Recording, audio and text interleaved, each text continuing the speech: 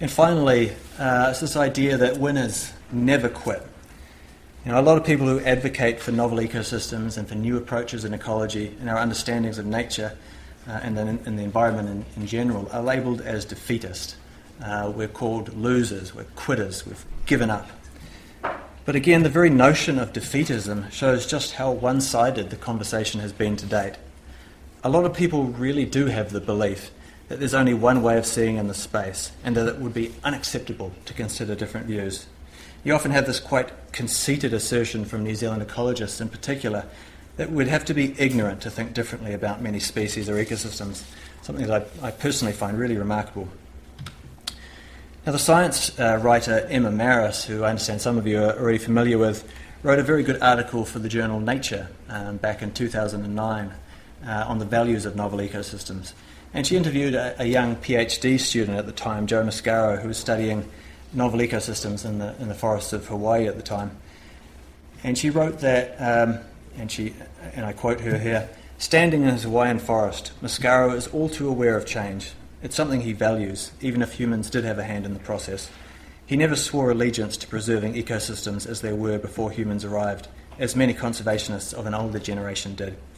And she quoted him here as saying, "People come up to me and they say, 'It sounds like you've given up.'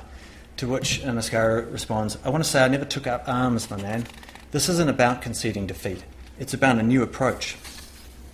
And that approach, I would add, is informed not only by an affection and respect for native species, but also for the thousands of species that we've introduced and that we also have a responsibility for in this country.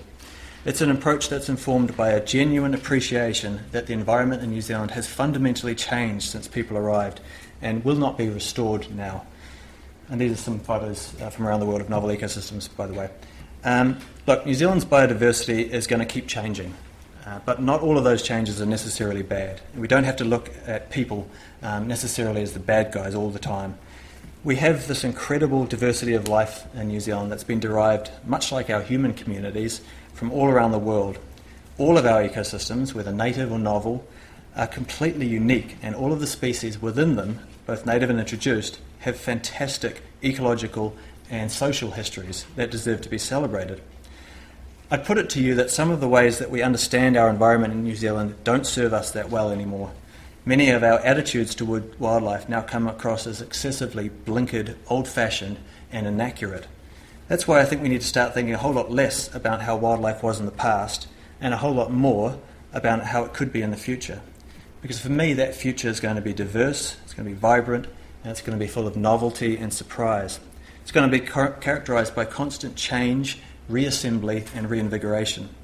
Ultimately, I see it as the Australian historian Eric Rolls saw it back in 1981, which is incidentally the year of my birth, as feral, mongrel, hybrid nature stirred up, nature actually enlivened by our human presence and influences.